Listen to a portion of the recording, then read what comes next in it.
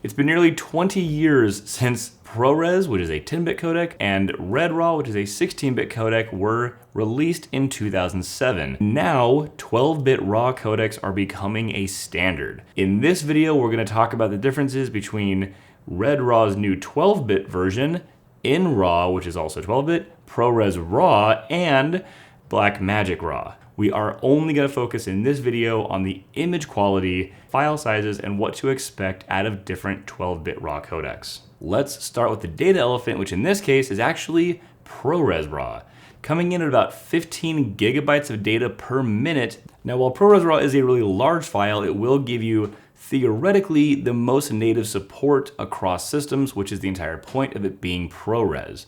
So in Adobe Premiere, for example, you should be able to ingest ProRes directly. Now in terms of image quality and caveats here, this is the sort of richest looking image that I noticed directly out of the Nikon ZR. It does skew a hair magenta in comparison to the Nikon NRAW and the RED RAW. Now it is worth noting that when you are shooting ProRes RAW, you have the option of shooting in standard dynamic range or in in-log. I do recommend filming in in-log, though I will say that when I shot in in-log ProRes RAW on this, it did import into Resolve as HLG instead of in-log. However, I was able to go into the RAW settings and manually change that to in-log myself in post. So moving on to the next largest file size are actually two codecs tied for the same place of second and third.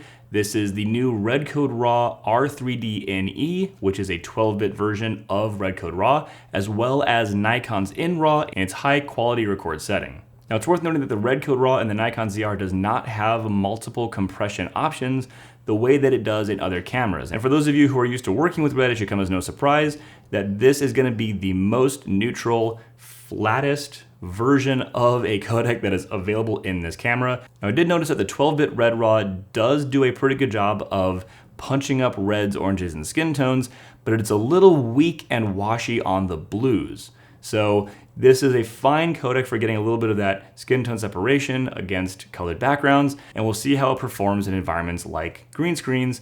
Though again, if it is raw and every single pixel has its own color information, it should be just fine for green screen as well.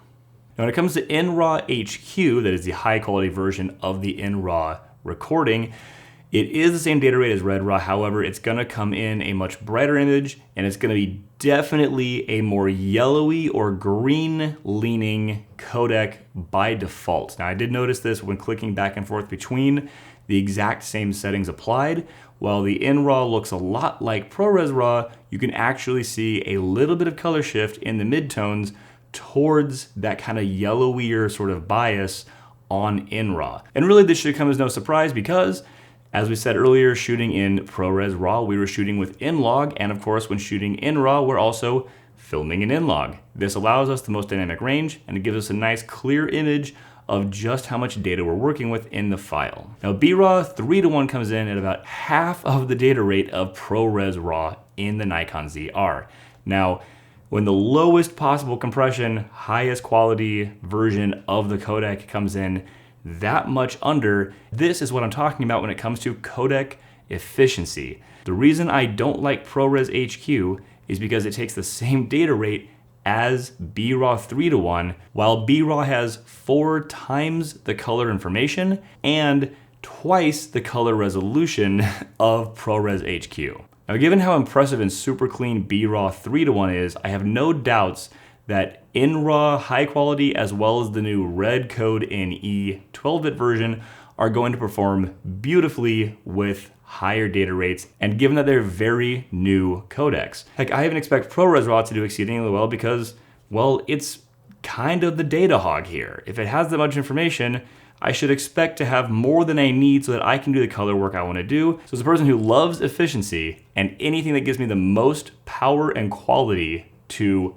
my dollar or to my hard drive space that I can possibly get, I am of course very interested in seeing how NRAW's standard quality compression and Blackmagic RAW's 8:1 compression will hold up against one another in side-by-side comparisons. Now again, these are both 12-bit codecs that have access to raw editing in post, which means we can change our white balance, we can change our ISO, we can change wonderful amounts of things and have lots of minimally processed or totally unprocessed data that we can extract and push back and pull forward as we wish in the grading process. Now in this comparison, you can actually see that the Blackmagic RAW codec on the 6K sensor is the most magenta favoring image of the lot out of the box. That magenta bias does help with things like skin tone, and it does help with things like subtle gradation and subject isolation against things like the unfortunate beige wall. Because if you're shooting RAW, you should have access to the color data to make these changes